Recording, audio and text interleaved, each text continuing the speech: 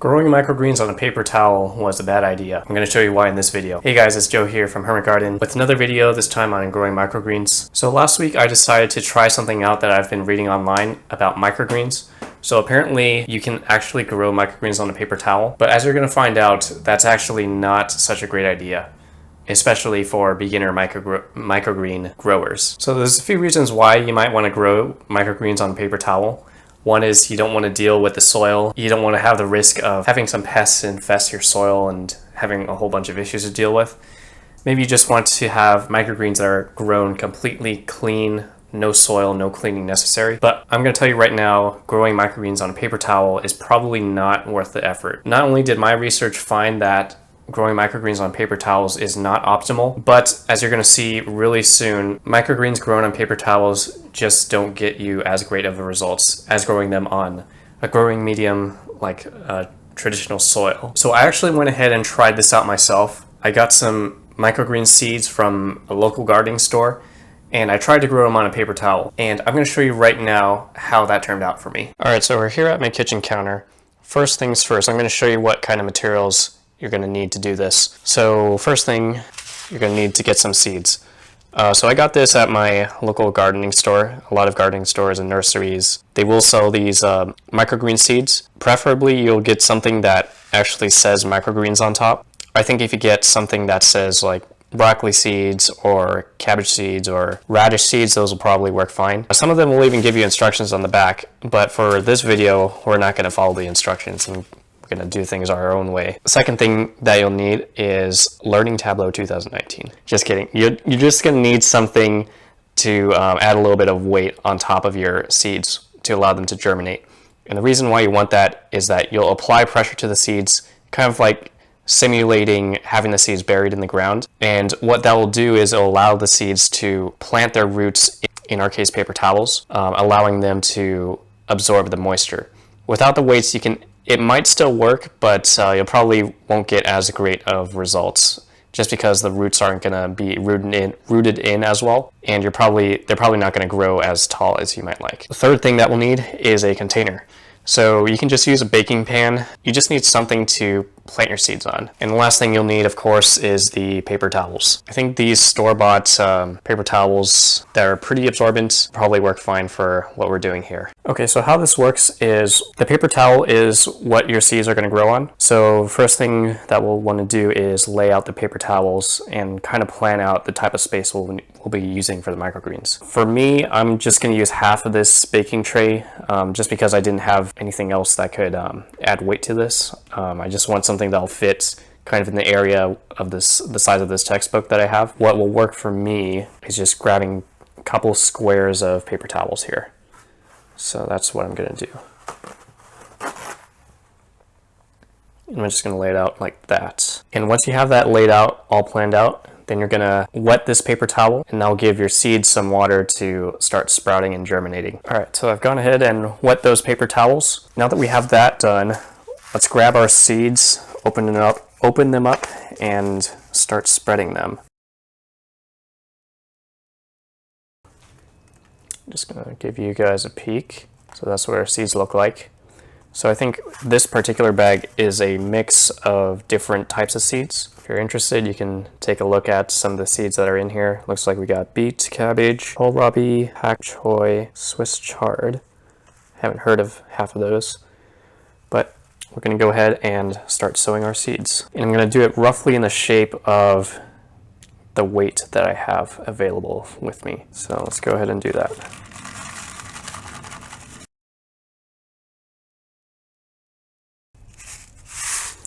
Okay, I think that will be good.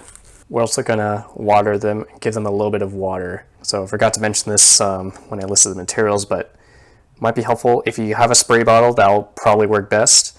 But just in case you don't, you can also use a bowl of water and just sprinkle water on top with your fingers. So you just dip your fingers in and then just kind of do this.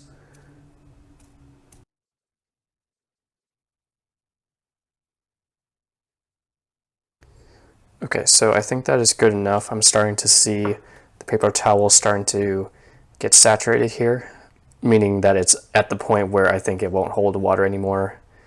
So I think that will be enough water. So now what we're going to do is we're going to place another paper towel on top of this to provide that even amount of pressure on all the seeds. And it's also going to give a little bit of water on the top direction. So I'm going to also wet this paper towel. All right, so I went ahead and wet the paper towel. Now we're going to go ahead and put it on top of our seeds. So I'm just going to gently lay it over the top here. Maybe pat it down, just to make sure there's enough contact with the seeds. And now I'm going to place my weight on top of those seeds. So the blue cover I'm using is just so my book doesn't get wet. Doesn't really do much other than that. If you don't care about your weight getting wet, you can just place it directly on top. So I'm just going to lay it out here. Okay, so now we're going to put it into a dark spot. And the spot I'm using is under my stove here. I think as long as I'm not baking anything, it should be fine. The whole idea here is we don't want any sunlight to reach our seeds, because that's going to slow the rate of growth and just reduce our yield. Okay, so we'll just put it in there and come back tomorrow to check on them.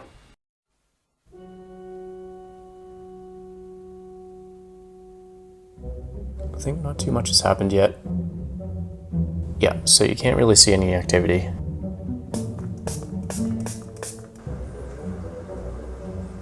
All right, now we're talking. So you can start to see the seeds starting to germinate. It's day 4. I forgot to record yesterday. You can definitely start seeing those roots start to come out and seeing some colors coming in. Ooh, look at that. All right, definitely starting to see some growth here.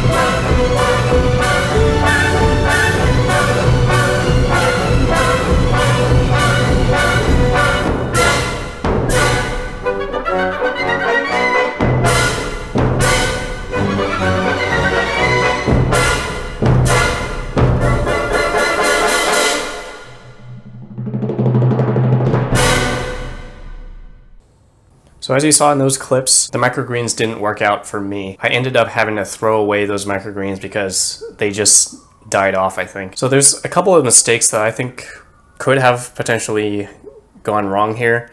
So first of all, I'm not exactly sure if I placed my microgreens with adequate lighting.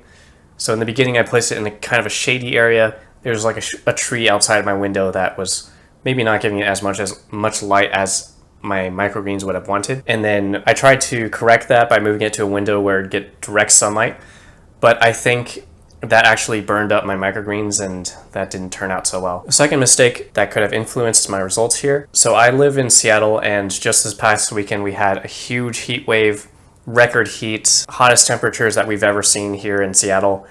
And it's possible that those temperatures could have baked my microgreens and killed them off, or maybe just dried up the water much faster than I would have expected. That weekend we got temperatures almost up to 100 degrees, And from my research, microgreens generally do best around 70 to 80 degrees Fahrenheit. It's possible that could have killed my microgreens off. That's another factor that might have played a role there. Third factor, maybe I wasn't watering it enough. So I was only watering it once per day. That's kind of what I assumed that you would do with microgreens.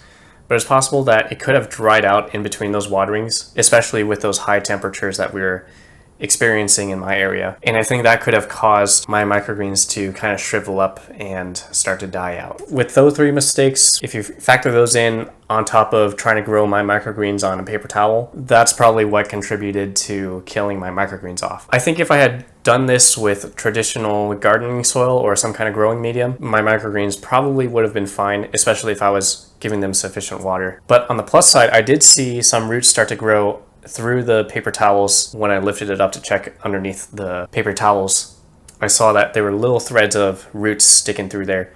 So that's a good sign that it's possible that growing microgreens in paper towels could work for you, but I think generally you just won't get as great of results even if it does work for you.